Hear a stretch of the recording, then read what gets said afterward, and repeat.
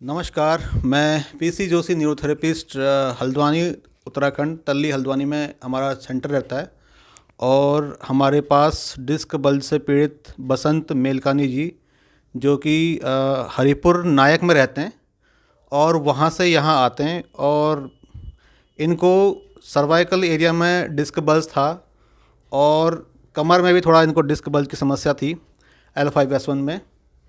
और पिछले वैसे तो बीच में ठीक हो गए थे एक बार, तो बीच में इन्होंने कुछ वजन वाला काम कर दिया था, तो जिसकी वजह से इनको थोड़ा सा बैक पेन दोबारा आ गया था। क्योंकि कोई भी जब हम किसी वर्टिब्रा को सेट करते हैं तो कम से कम 2-3 महीने तक तो कम से कम उस व्यक्ति को आराम करना चाहिए, लेकिन थोड़ा सा क्रेजी स्वभाव था तो इस वजह से इन्होंने बीच में कुछ काम कर दिए थे वज़न उठाने वाले, तो जिसकी वजह से इनको थोड़ा थोड़ा फिर दोबारा दर्द आ गया। और अब ये पिछले करीब करीब 2 महीने से ट्रीटमेंट ले रहे हैं। और अभी इस समय क्या महसूस कर पाते हैं, क्या दर्द में राहत है और कहाँ कितना बैलेंस रह गया है, वो इस बारे में बताएंगे। और अपने बारे में बताएंगे कि इन्होंने कहाँ कहाँ और किन किन हॉस्पिटल्स में दिखाया था इससे पहले और वहाँ से क्या फ़र्क आया, और उसके बाद न्यूरोथेरेपी ट्रीटमेंट ले रहे हैं इससे क्या फ़र्क आया, वो सारी चीज़ें बताएंगे। नमस्कार, मैं बसंत मेलकानी। मैं पहले लखनऊ में पोस्ट था। लखनऊ टेलीकॉम फील्ड से रिलेटेड जॉब है मेरी। तो लखनऊ में पोस्ट थी, लखनऊ में ट्रीटमेंट कराया था। उसके बाद कानपुर में थी, कानपुर में कराया। और उसके बाद हल्द्वानी आया, तो हल्द्वानी में 3-4 जगह मैंने हल्द्वानी में भी कराया ट्रीटमेंट और मेडिसिन भी ली। और थेरेपी में मैंने फिजियोथेरेपी कराई थी और लेज़र थेरेपी कराई थी, जिससे मुझे बिल्कुल भी आराम नहीं मिला, 19-20 का भी आराम नहीं मिला। उसके बाद मैंने एक दिन ऐसे ही सर्च कर रहा था तो न्यूरोथेरेपी के बारे में पढ़ा, और उसके बाद में मुझे उसमें दिल्ली का डिटेल मिली, और लकीली मुझे हल्द्वानी का उसमें सर का डिटेल मिली उसमें। और तब मैंने फिर इनसे यहाँ कांटेक्ट किया। कांटेक्ट करने के बाद मैं यहाँ पे फिर आया, आने बाद ट्रीटमेंट लिया मैंने।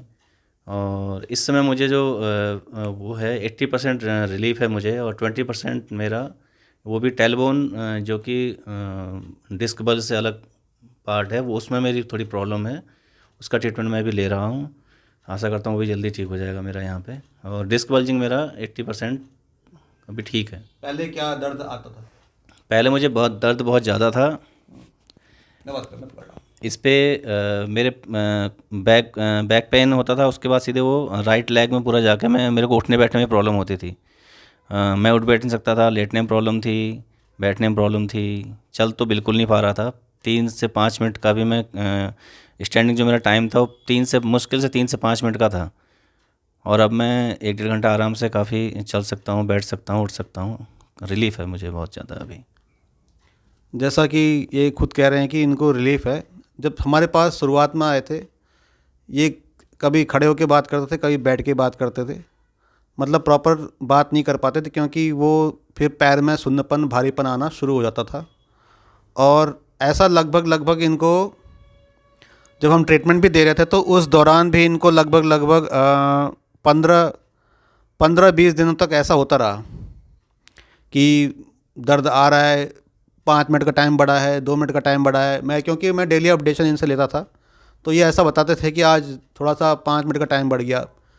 नहीं तो शुरुआत में जब मेरे को बताते थे तो 1 मिनट का टाइम है, 1 मिनट के बाद दर्द आता है, या 2 मिनट है, 2 मिनट के बाद दर्द आ जाता है।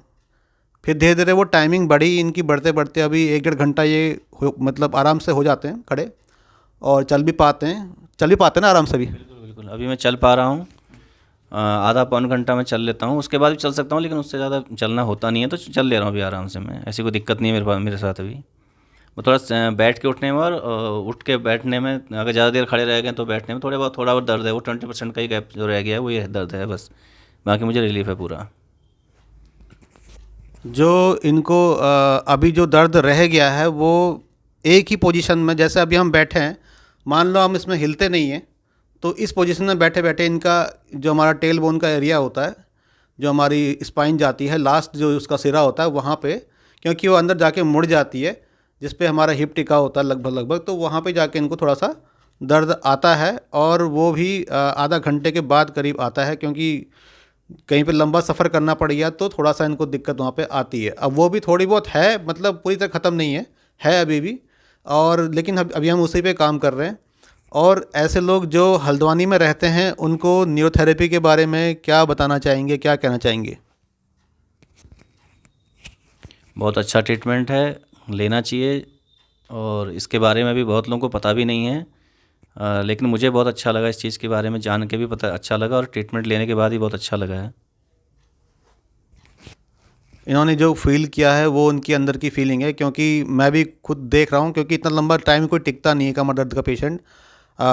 मैक्सिमम बहुत ज़्यादा, क्योंकि इन्होंने पहले भी लिया था 1 डेढ़ महीने पहले, और फिर अभी 1 2 महीना फिर से ये हो रहा है, क्योंकि बीच में इन्होंने जो वर्जिश का काम कर दिया था उसकी वजह से वो वर्टिब्रा अपनी जगह से हट गई, यानी कि उसने जगह छोड़ दी, जिसकी वजह से इनको फिर से दर्द आ गया था।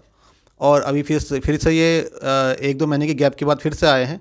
तो अभी भी इनको 2 महीने हो जाते हैं लगभग, अगर हम टोटल देखें तो वैसे तो ज़्यादा महीने हो जाते हैं, लेकिन वो गैप की वजह से वो थोड़ा सा गड़बड़ हो गया था। और अभी लगभग ये ठीक हैं। और ऐसे लोग जो भी हल्द्वानी में रहते हैं और जो इस तरीके के रोग से पीड़ित हैं, पहले तो ध्यान देना है कि आपको ज़्यादा टाइम नहीं लेना है इस चीज़ के लिए। अगर आप टाइम लेंगे, चाहे आपकी जॉब हो, कुछ भी हो, चाहे आप गवर्नमेंट जॉब करें चाहे प्राइवेट जॉब करें, कुछ भी करें, अगर लापरवाही करेंगे, जॉब में करना है, जॉब जानी है, नहीं तो हमें दिक्कत हो जाएगी, क्योंकि ये चीज़ ऐसी होती है कि बाद में आपकी जॉब पे भी बंद आती है कभी कभी। तो ऐसा नहीं करना है। टाइम रहते ही आप कहीं भी अपने आसपास का, आप किसी भी इलाके में रहते हो, आप अपने आसपास के किसी भी न्यूरोथेरेपिस्ट को दिखा सकते हैं और वहाँ से स्वास्थ्य लाभ पा सकते हैं। हल्द्वानी में फ़िलहाल हमारे पास ही इसका समाधान है, और ऐसे लोग जो हल्द्वानी में रहते हैं वो हमारे पास आकर के अपना स्वास्थ्य लाभ पा सकते हैं। तो अभी के लिए इतना ही, धन्यवाद।